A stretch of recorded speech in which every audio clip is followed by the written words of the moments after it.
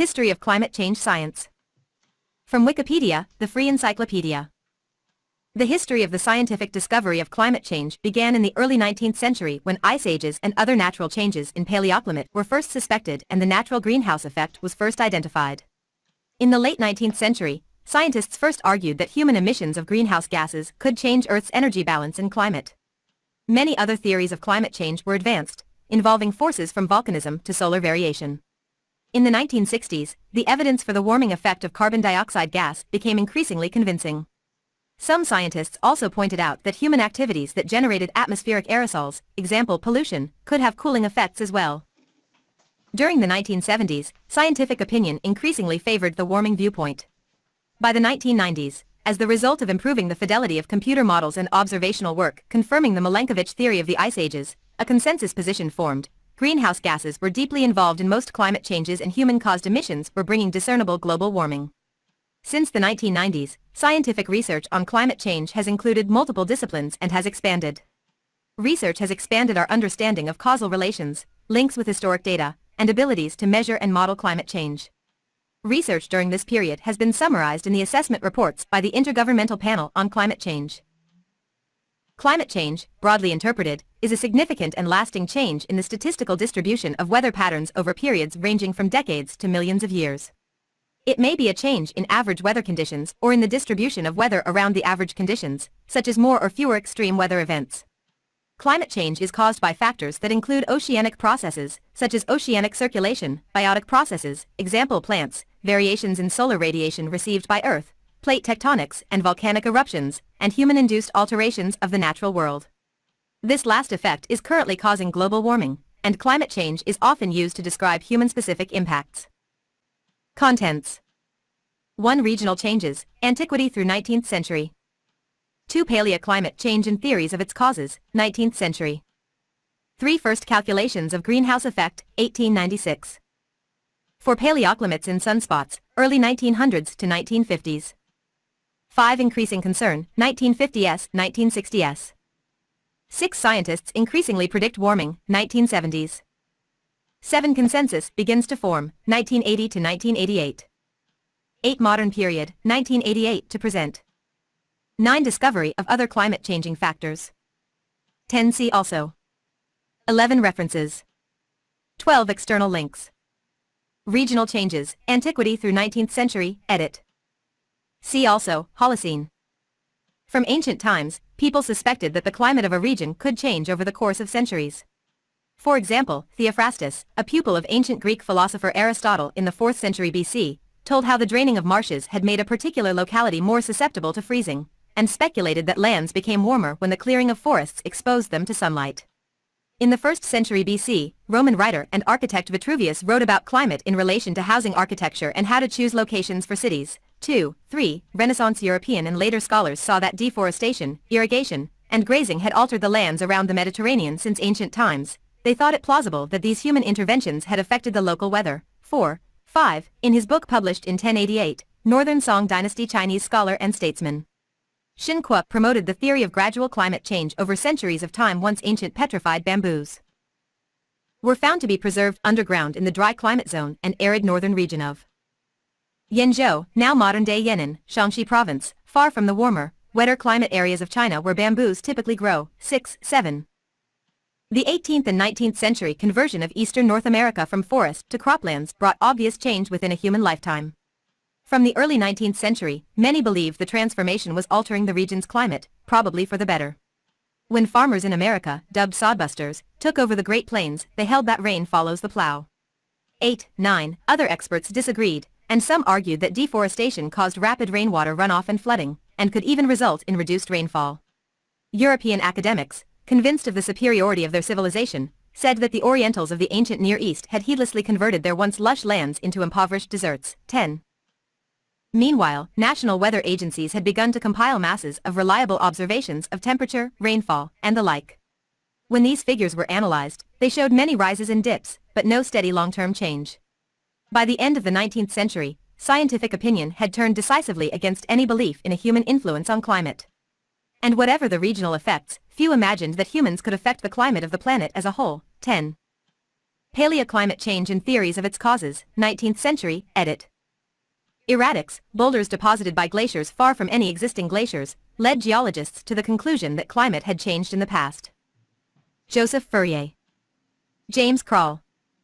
Main articles, Paleoclimatology, Ice Age, and Greenhouse Effect. From the mid-17th century, naturalists attempted to reconcile mechanical philosophy with theology, initially within a biblical timescale. By the late 18th century, there was increasing acceptance of prehistoric epochs. Geologists found evidence of a succession of geological ages with climate changes. There were various competing theories about these changes. Buffon proposed that the Earth had begun as an incandescent globe and was very gradually cooling. James Hutton, whose ideas of cyclic change over huge periods were later dubbed uniformitarianism, was among those who found signs of past glacial activity in places too warm for glaciers in modern times. 11. In 1815, Jean-Pierre Perrodin described for the first time how glaciers might be responsible for the giant boulders seen in alpine valleys. As he hiked in the Val de Bons, he noticed giant granite rocks that were scattered around the narrow valley. He knew that it would take an exceptional force to move such large rocks. He also noticed how glaciers left stripes on the land and concluded that it was the ice that had carried the boulders down into the valleys. 12. His idea was initially met with disbelief. Jean de Charpentier wrote, "I found his hypothesis so extraordinary and even so extravagant that I considered it as not worth examining or even considering." 13. Despite Charpentier's initial rejection, Perrodin eventually convinced Ignaz Venetz that it might be worth studying. Venetz convinced Charpentier, who in turn convinced the influential scientist Louis Agassiz that the glacial theory had merit. 12. Agassiz developed a theory of what he termed Ice Age, when glaciers covered Europe and much of North America. In 1837, Agassiz was the first to scientifically propose that the Earth had been subject to a past ice age. 14. William Buckland had been a leading proponent in Britain of flood geology, later dubbed catastrophism, which accounted for erratic boulders and other diluvium as relics of the biblical flood. This was strongly opposed by Charles Lyell's version of Hutton's uniformitarianism and was gradually abandoned by Buckland and other catastrophist geologists. A field trip to the Alps with Agassiz in October 1838 convinced Buckland that features in Britain had been caused by glaciation, and both he and Lyell strongly supported the Ice Age theory, which became widely accepted by the 1870s. 11. Before the concept of ice ages was proposed, Joseph Fourier in 1824 reasoned based on physics that Earth's atmosphere kept the planet warmer than would be the case in a vacuum. Fourier recognized that the atmosphere transmitted visible light waves efficiently to the Earth's surface. The Earth then absorbed visible light and emitted infrared radiation in response, but the atmosphere did not transmit infrared efficiently, which therefore increased surface temperatures. He also suspected that human activities could influence the radiation balance and Earth's climate, although he focused primarily on land use changes. In an 1827 paper, Fourier stated, "The establishment and progress of human societies, the action of natural forces, can notably change, and in vast regions, the state of the surface, the distribution of water and the great movements of the air. Such effects are able to make to vary, in the course of many centuries, the average degree of heat, because the analytic expressions contain coefficients relating to the state of the surface and which greatly influence the temperature." 15. Fourier's work built on previous discoveries. In 1681, Edmé Marriott noted that glass, though transparent to sunlight, obstructs radiant heat. 17. Around 1774, Horace Benedict de Saussure showed that non-luminous warm objects emit infrared heat, and used a glass-topped insulated box to trap and measure heat from sunlight. 19.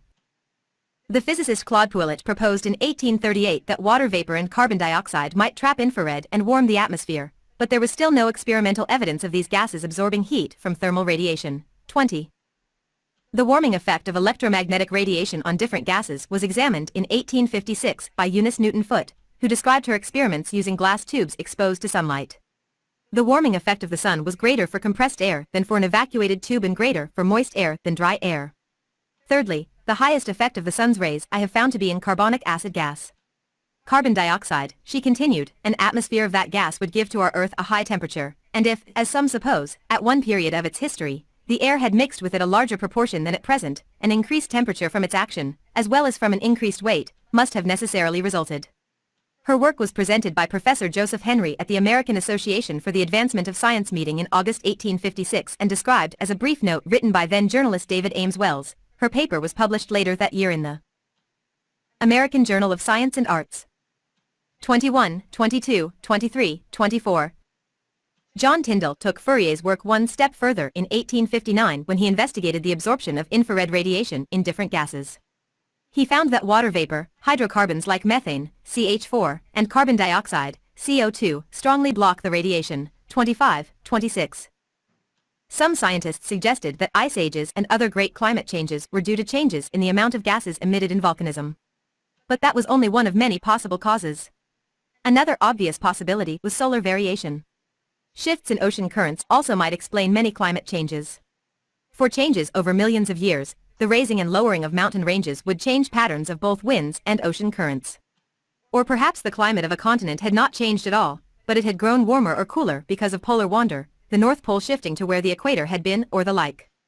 There were dozens of theories. For example, in the mid-19th century, James Krall published calculations of how the gravitational pulls of the Sun, Moon, and planets subtly affect the Earth's motion and orientation. The inclination of the Earth's axis and the shape of its orbit around the Sun oscillate gently in cycles lasting tens of thousands of years. During some periods, the northern hemisphere would get slightly less sunlight during the winter than it would get during other centuries. Snow would accumulate, reflecting sunlight and leading to a self-sustaining ice age. 13-27. Most scientists, however, found Krall's ideas and every other theory of climate change unconvincing. First calculations of greenhouse effect, 1896, edit. In 1896, Svante Arrhenius calculated the effect of a doubling atmospheric carbon dioxide to be an increase in surface temperatures of 5 to 6 degrees Celsius. T.C. Chamberlain. This 1902 article attributes to Svante Arrhenius a theory that coal combustion could eventually lead to human extinction. 28.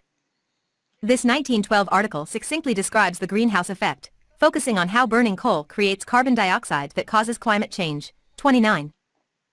By the late 1890s, Samuel Pierpont Langley along with Frank W. Very, 30, had attempted to determine the surface temperature of the Moon by measuring infrared radiation leaving the Moon and reaching the Earth. 31. The angle of the Moon in the sky when a scientist took a measurement determined how much CO2 and water vapor the Moon's radiation had to pass through to reach the Earth's surface, resulting in weaker measurements when the Moon was low in the sky.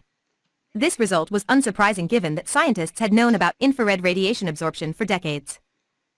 In 1896, Svante Arrhenius used Langley's observations of increased infrared absorption where Moon rays pass through the atmosphere at a low angle, encountering more carbon dioxide, CO2, to estimate an atmospheric cooling effect from a future decrease of CO2. He realized that the cooler atmosphere would hold less water vapor, another greenhouse gas, and calculated the additional cooling effect.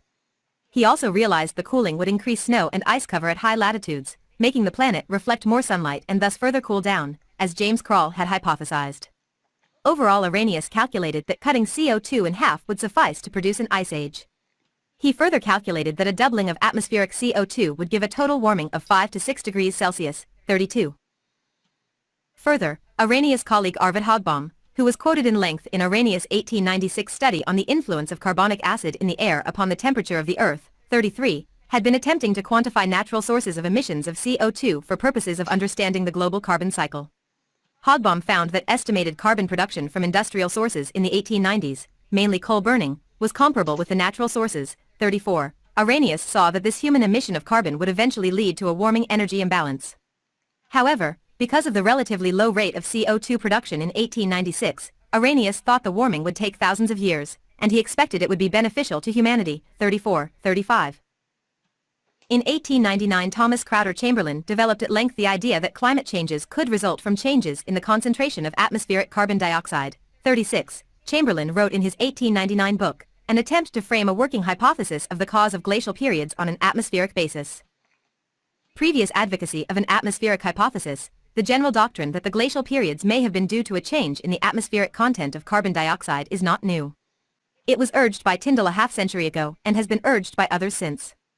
Recently it has been very effectively advocated by Dr. Arrhenius, who has taken a great step in advance of his predecessors in reducing his conclusions to definite quantitative terms deduced from observational data. The functions of carbon dioxide. By the investigations of Tyndall, Lecher and Pretner, Keller, Röntgen, and Arrhenius, it has been shown that the carbon dioxide and water vapor of the atmosphere have remarkable power of absorbing and temporarily retaining heat rays, while the oxygen, nitrogen, and argon of the atmosphere possess this power in a feeble degree only. It follows that the effect of the carbon dioxide and water vapor is to blanket the Earth with a thermally absorbent envelope. The general results assignable to a greatly increased or a greatly reduced quantity of atmospheric carbon dioxide and water may be summarized as follows. A. An increase, by causing a larger absorption of the sun's radiant energy, raises the average temperature, while a reduction lowers it. The estimate of Dr. Arrhenius, based upon an elaborate mathematical discussion of the observations of Professor Langley, is that an increase of the carbon dioxide to the amount of 2 or 3 times the present content would elevate the average temperature 8 degrees or 9 degrees Celsius, and would bring on a mild climate analogous to that which prevailed in the Middle Tertiary Age. On the other hand, a reduction of the quantity of carbon dioxide in the atmosphere to an amount ranging from 55 to 62% of the present content would reduce the average temperature 4 or 5 C, which would bring on a glaciation comparable to that of the Pleistocene period. B. A second effect of increase and decrease in the amount of atmospheric carbon dioxide is the equalization, on the one hand, of surface temperatures, or their differentiation on the other. The temperature of the surface of the Earth varies with latitude, altitude, the distribution of land and water, day and night, the seasons, and some other elements that may here be neglected. It is postulated that an increase in the thermal absorption of the atmosphere equalizes the temperature, and tends to eliminate the variations attendant on these contingencies. Conversely, a reduction of thermal atmospheric absorption tends to intensify all of these variations. A secondary effect of intensification of differences of temperature is an increase of atmospheric movements in the effort to restore equilibrium. Increased atmospheric movements, which are necessarily convectional, carry the warmer air to the surface of the atmosphere, and facilitate the discharge of the heat and thus intensify the primary effect.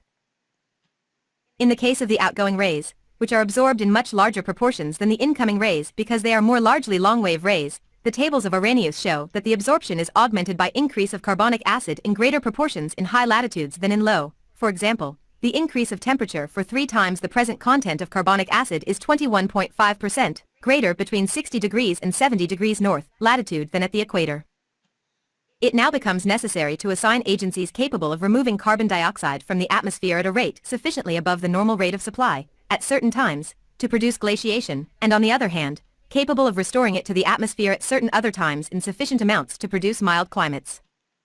When the temperature is rising after a glacial episode, dissociation is promoted, and the ocean gives forth its carbon dioxide at an increased rate, and thereby assists in accelerating the amelioration of climate. A study of the life of the geological periods seems to indicate that there were very notable fluctuations in the total mass of living matter. To be sure, there was a reciprocal relation between the life of the land and that of the sea, so that when the latter was extended upon the continental platforms and greatly augmented, the former was contracted, but notwithstanding this it seems clear that the sum of life activity fluctuated notably during the ages. It is believed that on the whole it was greatest at the periods of sea extension and mild climates, and least at the times of disruption and climatic intensification. This factor then acted antithetically to the carbonic acid freeing previously noted, and, so far as it went, tended to offset its effects. In periods of sea extension and of land reduction, base-level periods in particular, the habitat of shallow water lime-secreting life is concurrently extended, giving to the agencies that set carbon dioxide-free accelerated activity, which is further aided by the consequent rising temperature which reduces the absorptive power of the ocean and increases dissociation. At the same time, the area of the land being diminished, a low consumption of carbon dioxide both in original decomposition of the silicates and in the solution of the limestones and dolomites obtains. Thus the reciprocating agencies again conjoin, but now to increase the carbon dioxide of the air. These are the great and essential factors. They are modified by several subordinate agencies already mentioned, but the quantitative effect of these is thought to be quite insufficient to prevent very notable fluctuations in the atmospheric constitution. As a result, it is postulated that geological history has been accentuated by an alternation of climatic episodes embracing, on the one hand, periods of mild, equable, moist climate nearly uniform for the whole globe, and on the other, periods when there were extremes of aridity and precipitation, and of heat and cold, these last denoted by deposits of salt and gypsum, of subaerial conglomerates, of red sandstones and shales, of our coast deposits, and occasionally by glaciation in low latitudes. 37. The term greenhouse effect for this warming was introduced by John Henry Poynting in 1909, in a commentary discussing the effect of the atmosphere on the temperature of the Earth and Mars. 38. Paleoclimates and sunspots, early 1900s to 1950s, edit.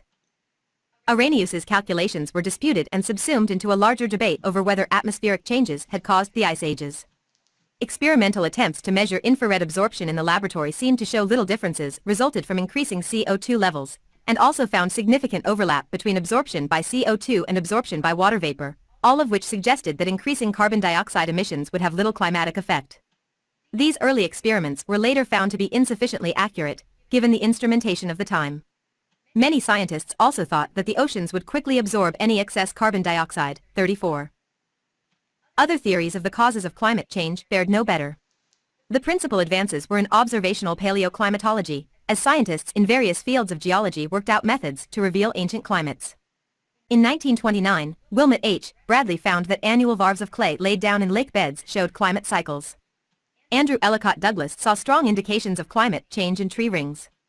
Noting that the rings were thinner in dry years, he reported climate effects from solar variations, particularly in connection with the 17th century dearth of sunspots, the Maunder minimum, noticed previously by William Herschel and others. Other scientists, however, found good reason to doubt that tree rings could reveal anything beyond random regional variations. The value of tree rings for climate study was not solidly established until the 1960s, 39-40. Through the 1930s, the most persistent advocate of a solar-climate connection was astrophysicist Charles Greeley Abbott. By the early 1920s, he had concluded that the solar constant was misnamed. His observations showed large variations, which he connected with sunspots passing across the face of the sun. He and a few others pursued the topic into the 1960s, convinced that sunspot variations were a main cause of climate change.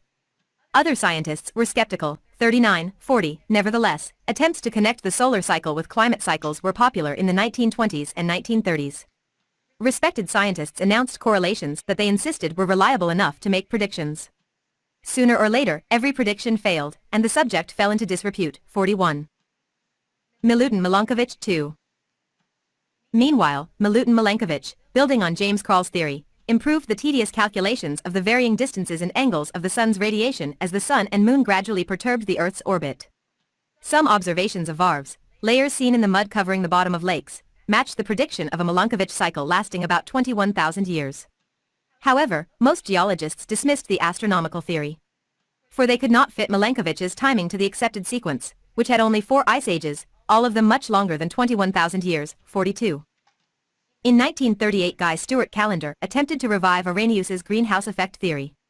Callendar presented evidence that both temperature and the CO2 level in the atmosphere had been rising over the past half-century, and he argued that newer spectroscopic measurements showed that the gas was effective in absorbing infrared in the atmosphere.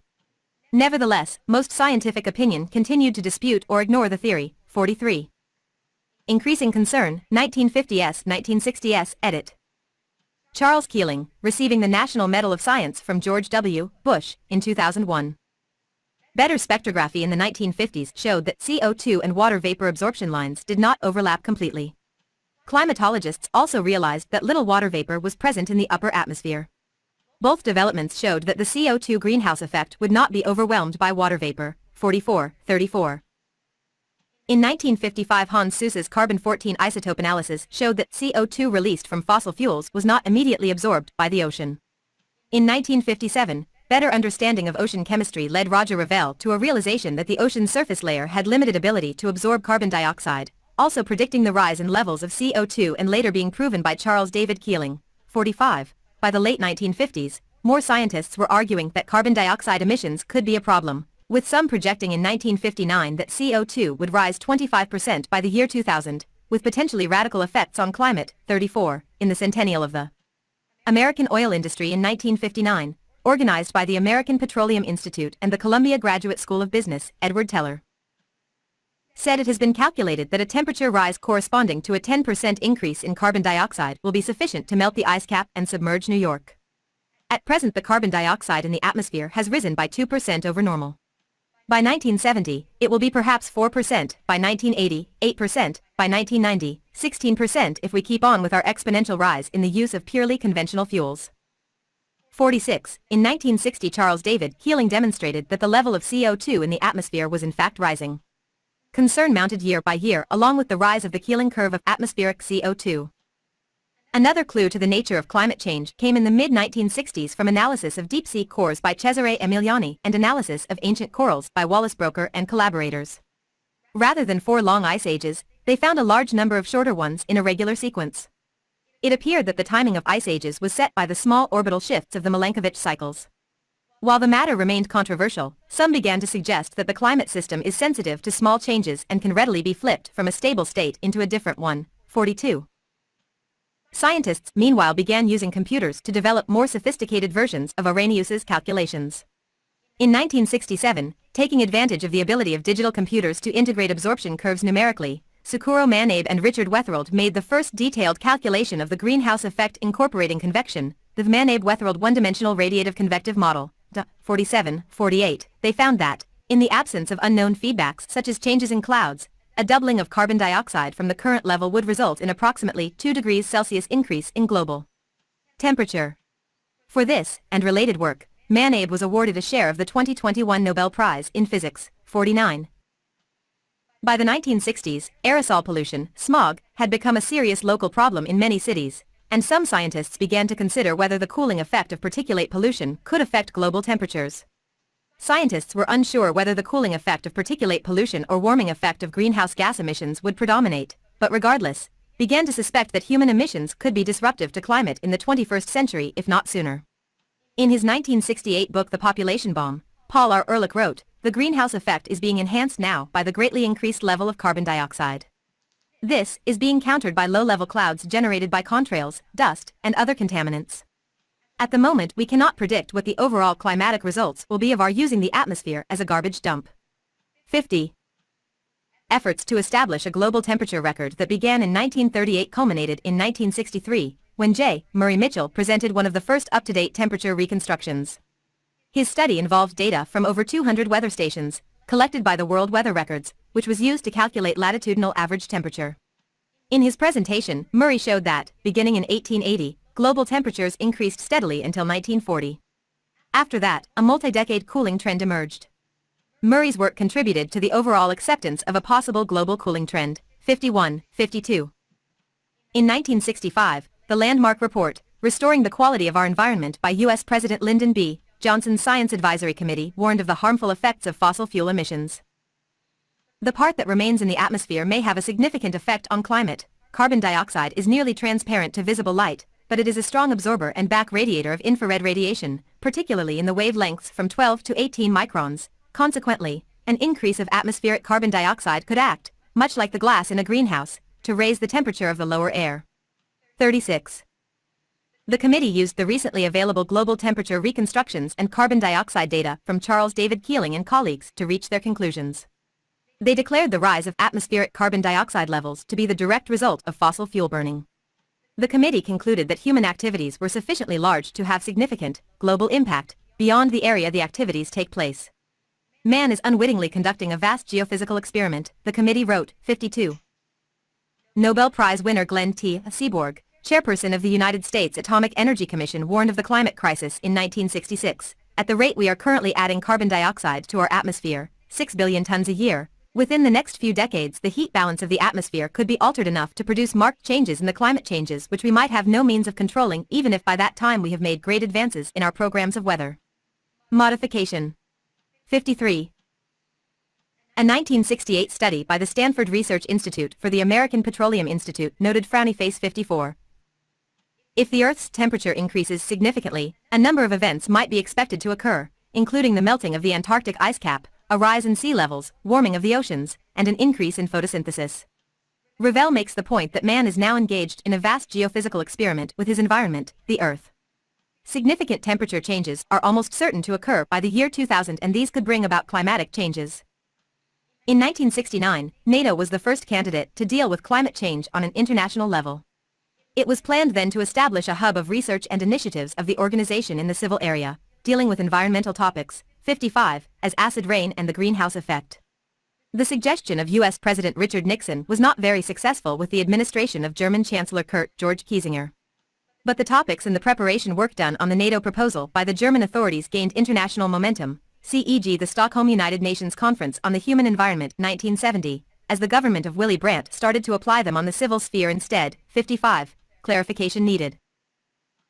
Also in 1969, Mikhail Budyko published a theory on the ice albedo feedback, a foundational element of what is today known as Arctic amplification, 56. The same year a similar model was published by William D. Sellers, 57. Both studies attracted significant attention, since they hinted at the possibility for a runaway positive feedback within the global climate system. 58. Scientists increasingly predict warming, 1970s, edit.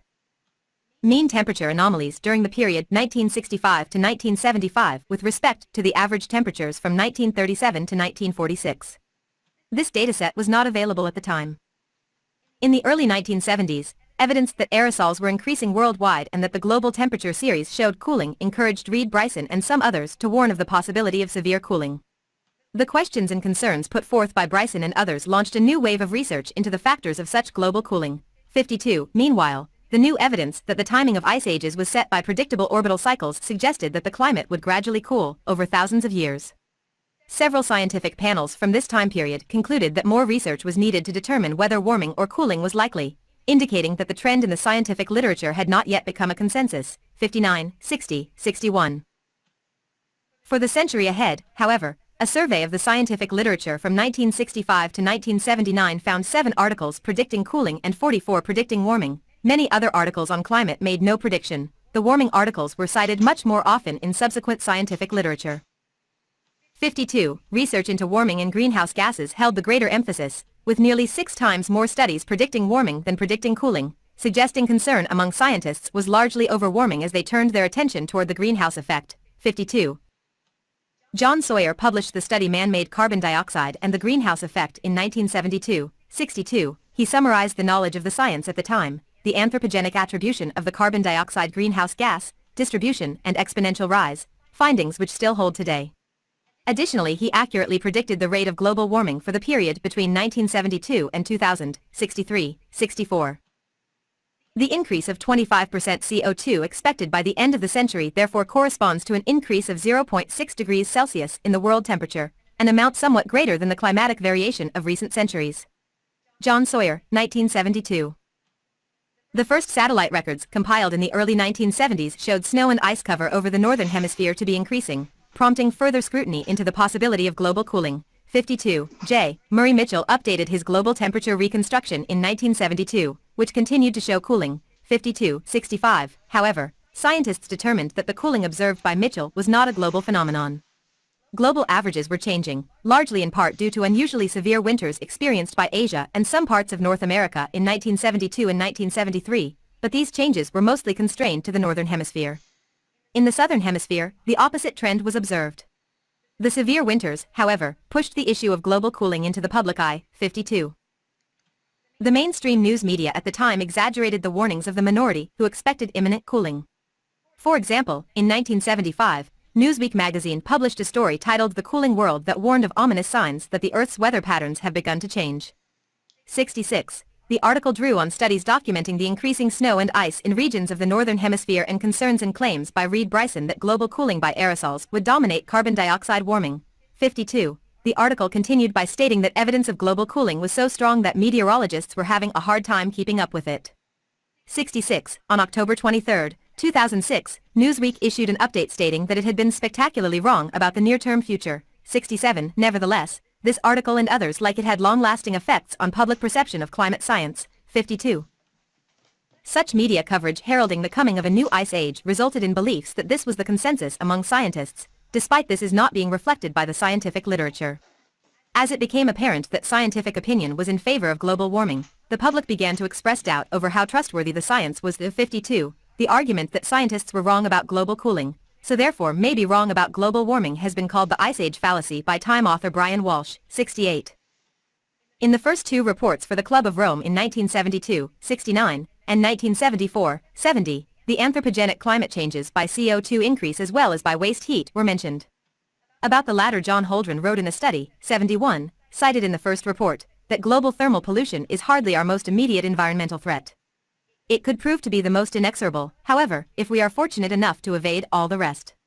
Simple global scale estimates, 72, that recently have been actualized, 73, and confirmed by more refined model calculations, 74, 75, show noticeable contributions from waste heat to global warming after the year 2100, if its growth rates are not strongly reduced, below the average 2% PA which occurred since 1973.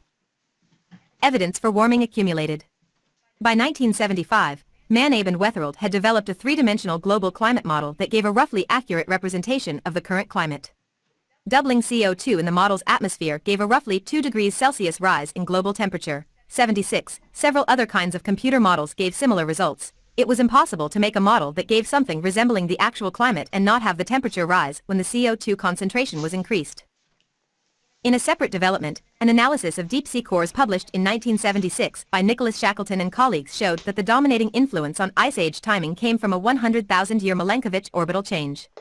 This was unexpected, since the change in sunlight in that cycle was slight. The result emphasized that the climate system is driven by feedbacks, and thus is strongly susceptible to small changes in conditions. 13. The 1979 World Climate Conference, 12 to February 23, of the World Meteorological Organization concluded it appears plausible that an increased amount of carbon dioxide in the atmosphere can contribute to a gradual warming of the lower atmosphere, especially at higher latitudes. It is possible that some effects on a regional and global scale may be detectable before the end of this century and become significant before the middle of the next century. 77. In July 1979, the United States National Research Council published a report, 78, concluding, in part, when it is assumed that the CO2 content of the atmosphere is doubled and statistical thermal equilibrium is achieved, the more realistic of the modeling efforts predict a global surface warming of between 2 degrees Celsius and 3.5 degrees Celsius, with greater increases at high latitudes. We have tried but have been unable to find any overlooked or underestimated physical effects that could reduce the currently estimated global warmings due to a doubling of atmospheric CO2 to negligible proportions or reverse them altogether. Consensus begins to form, 1980-1988, edit. Main article, Attribution of Recent Climate Change. James Hansen during his 1988 testimony to Congress, which alerted the public to the dangers of global warming. By the early 1980s, the slight cooling trend from 1945 to 1975 had stopped. Aerosol pollution had decreased in many areas due to environmental legislation and changes in fuel use, and it became clear that the cooling effect from aerosols was not going to increase substantially while carbon dioxide levels were progressively increasing.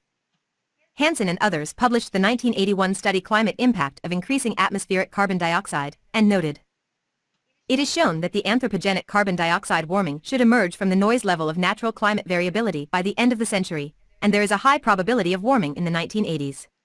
Potential effects on climate in the 21st century include the creation of drought-prone regions in North America and Central Asia as part of a shifting of climatic zones, erosion of the West Antarctic ice sheet with a consequent worldwide rise in sea level, and opening of the fabled Northwest Passage, 79.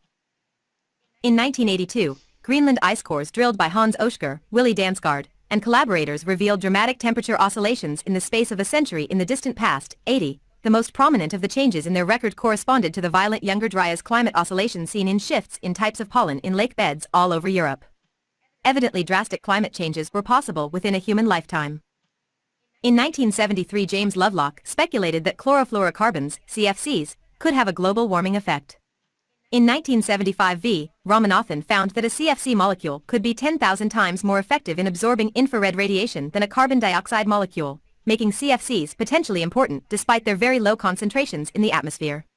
While most early work on CFCs focused on their role in ozone depletion, by 1985 Ramanathan and others showed that CFCs together with methane and other trace gases could have nearly as important a climate effect as increases in CO2. In other words, global warming would arrive twice as fast as had been expected. 81. Since the 1980s, global average surface temperatures during a given decade have almost always been higher than the average temperature in the preceding decade. In 1985, a joint UNEP/WMO/ICSU conference on the assessment of the role of carbon dioxide and other greenhouse gases in climate variations and associated impacts concluded that greenhouse gases are expected to cause significant warming in the next century and that some warming is inevitable. 82. Meanwhile, ice cores drilled by a Franco-Soviet team at the Vostok station in Antarctica showed that CO2 and temperature had gone up and down together in wide swings through past ice ages. This confirmed the CO2 temperature relationship in a manner entirely independent of computer climate models, strongly reinforcing the emerging scientific consensus. The findings also pointed to powerful biological and geochemical feedbacks. 83. In June 1988, James E. Hansen made one of the first assessments that human-caused warming had already measurably affected global climate. 84. Shortly after, a world conference on the changing atmosphere, implications for global security gathered hundreds of scientists and others in Toronto. They concluded that the changes in the atmosphere due to human pollution represent a major threat to international security and are already having harmful consequences over many parts of the globe, and declared that by 2005 the world would be well advised to push its emissions some 20% below the 1988 level. 85. The 1980s saw important breakthroughs with regard to global environmental challenges. Ozone depletion was mitigated by the Vienna Convention, 1985, and the Montreal Protocol, 1987. Acid rain was mainly regulated on national and regional levels. Modern period, 1988 to present, edit. Main articles, Intergovernmental Panel on Climate Change and Scientific Consensus on Climate Change.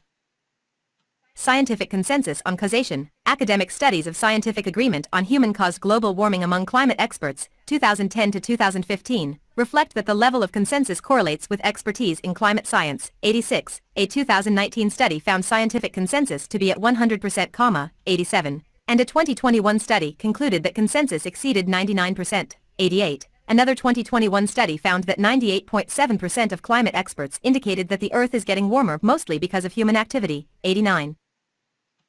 In 1988, the WMO established the Intergovernmental Panel on Climate Change with the support of the UNEP.